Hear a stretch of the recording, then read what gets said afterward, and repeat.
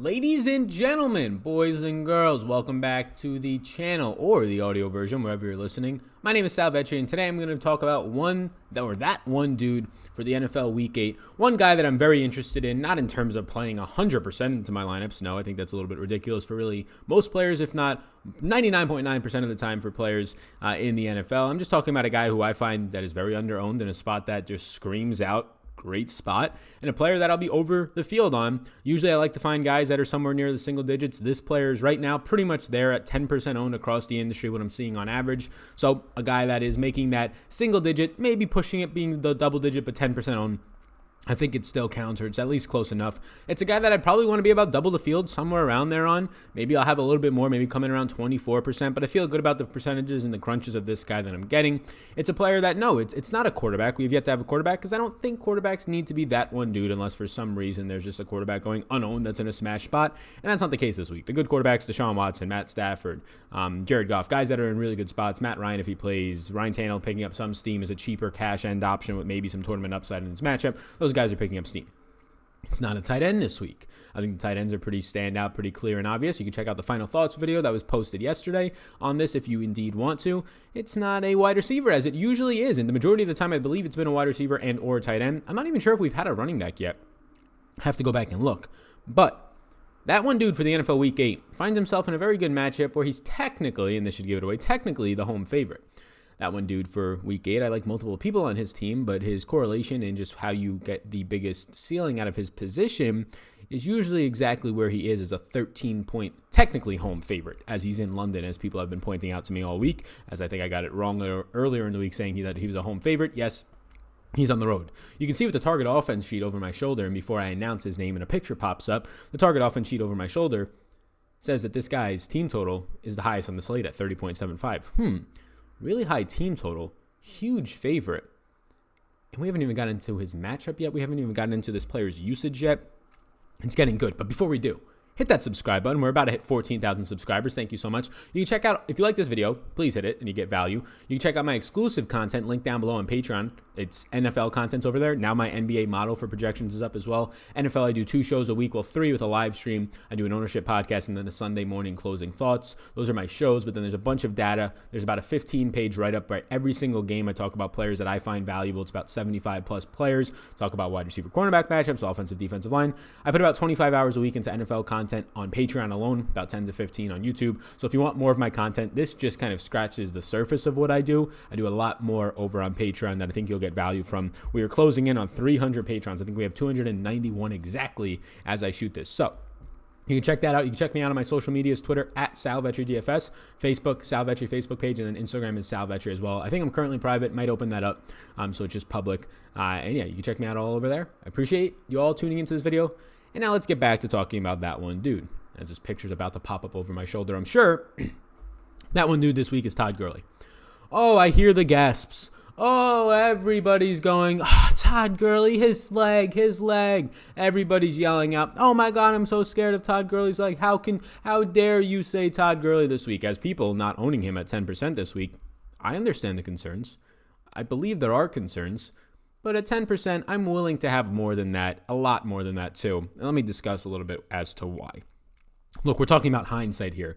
Todd Gurley can go out and he can injure his leg. I can't handle that. Or I can't control that is the better word.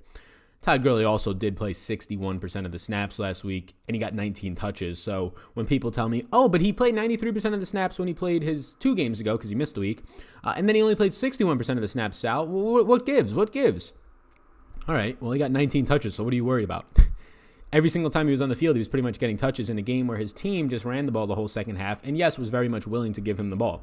I understand that Malcolm Brown was out and is going to be out this week as well, the true backup. Now, the rookie that they drafted to kind of be this change of pace guy and really the backup that they thought at draft day, instead of Malcolm Brown, but Malcolm Brown won out the job, was Darrell Henderson Jr. And don't get me wrong, Darrell Henderson Jr., he looks the part, right? He looks violent when he's running, but what did he do last week? He was ineffective against a good run defense. That doesn't mean that he can't be good. The week before, in very limited touches, when Todd Gurley was out, he looked good, but he also was given more touches and really not game planned for because he was just a new rookie running back. So now if he's going to be back-to-back weeks the primary backup, you imagine there's a little bit more of a game plan and more tape on his skill set when he's in the game, where he likes to run, how he kind of likes to hit holes. So there's some kind of component to game planning against him in that regard, but he's the backup running back. Darrell Henderson Jr., if indeed Todd Gurley is healthy, is not going to see 60% of the snaps. I doubt he sees 40% of the snaps. Todd Gurley, I'd be surprised if he saw less than 70% of the snaps. Let's call it 65% of the snaps. But even if he does, even if he sees 60, 65 or 70% of the snaps in the 60s like he was last week, I feel very confident that he probably sees as a car just decides to open it up. I don't know what's wrong with these people in these cars. They like to get by the cars that just rev it up and open it up. I don't understand the satisfaction in that, but I guess to each their own.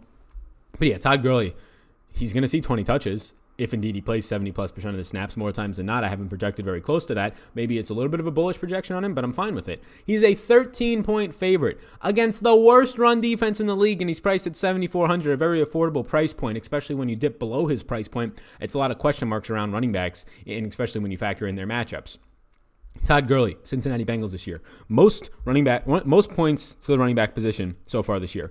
The Cincinnati Bengals are bottom 2 in terms of being the second worst in the league or worst in receptions to running backs, receiving touchdowns to running backs, which Todd Gurley scored a receiving touchdown last week, rushing yards and receiving yards. Every possible category for Todd Gurley, and they are by far the most rushing yards allowed in the league, and I mean by far by like 50+.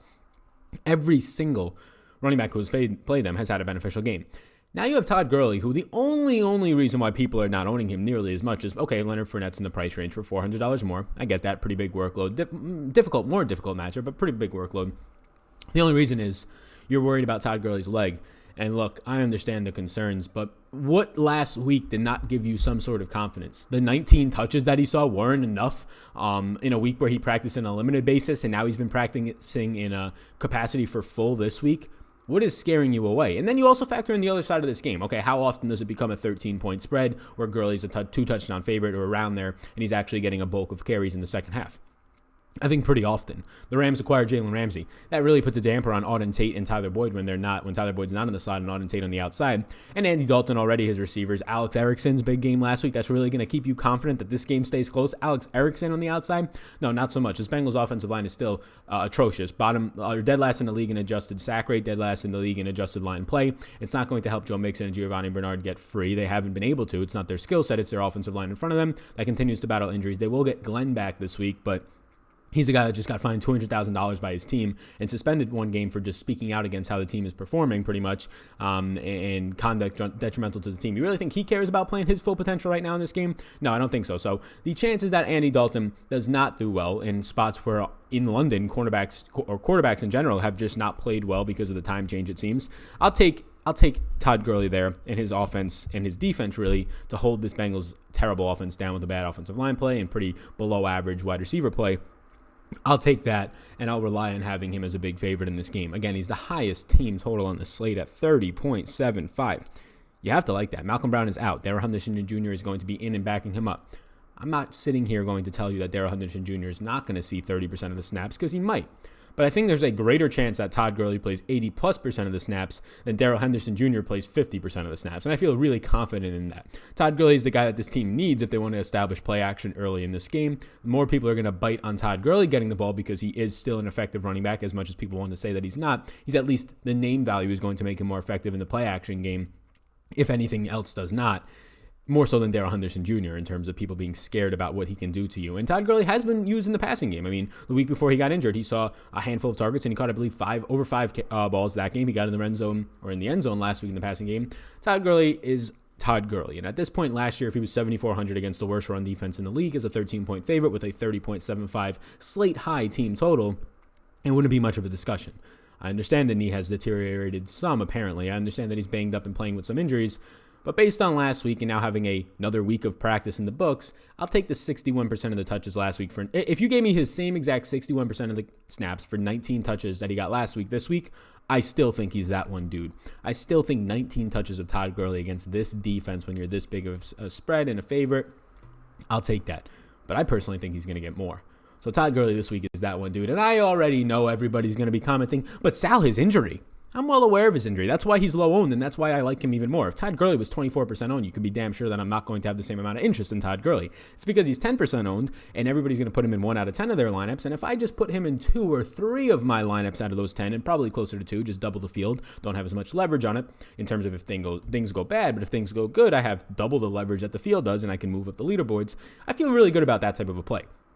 Now, if this doesn't work out, I'm completely fine with that because, again, it's only 20% of my lineups that he's in. Maybe he doesn't completely crush them. So for the people who come back and go, that one dude was a real good play, I'm not telling you to play Todd Gurley in your cash lineups, bimbos. All right? So if you're going to come back here with that, just know this is a lower-owned GPP play that I'm going to be putting in probably twice as many of my lineups than the field is. So if I have him in 2 out of 10 lineups instead of 1 out of 10, that is very good leverage, although it might not seem like it. That is double the field. That is 20% exposure instead of 10% exposure. You have a lot of leverage, and I might even go a little bit more, maybe up to around 24, 25%. I'll see where my crunches will come out, but he's grading out very well for me on what I have projected as a median of 18 touches in this game with the ceiling somewhere in the 25 range. So thank you for tuning in. This is That One Dude for the NFL Week 8. If you enjoyed this video, hit the subscribe button. It really helps me out. Follow me on Twitter at SalVetriDFS. If you want my exclusive content, everything you need to be prepped for Week 8 of the NFL season, it's all up there. It's going to be linked down below. Tomorrow is the last piece of content that comes out for Week 8, and that's my closing thoughts video, or actually it's a podcast format. Comes out around 7 a.m. in the morning, maybe a little bit earlier tomorrow. Talk about stacks, talk about all the injuries, talk about final ownership, talk about exactly what I'm going to be doing for my exposures and things in that nature. You can check that out. Link down below. One of the few things that is going to be offered on Patreon for the NFL season, as well as my NBA model and projections are up there as well. Love that the NBA is back. This is the best time of the DFS year. NFL is in full swing. NBA is coming back, and the PGA is still rocking and rolling. And then if you're still a baseball fan, you still got the World Series showdown slates, which I don't really recommend. I don't play them, but to each their own as well there. So my name's Sal. You already know that. That one dude, Todd Gurley, Week 8. Peace out, gang. Thanks for tuning in, and I hope you enjoyed that video. Above my head, if you're not already subscribed to this channel, I do ask you if you can please hit that subscribe button. It helps me out a good amount to reach more people. You can also follow me on Twitter. That's over there. Right in the corner is my @SalVetriDFS Twitter. And then above, you'll find my Patreon link. You can click on that if you want more exclusive content for me. Or a video is going to pop up, so why don't you check that one out as well. I think it's going to be beneficial for you. Thank you so much again for tuning in, and I hope you have a fantastic rest of your day.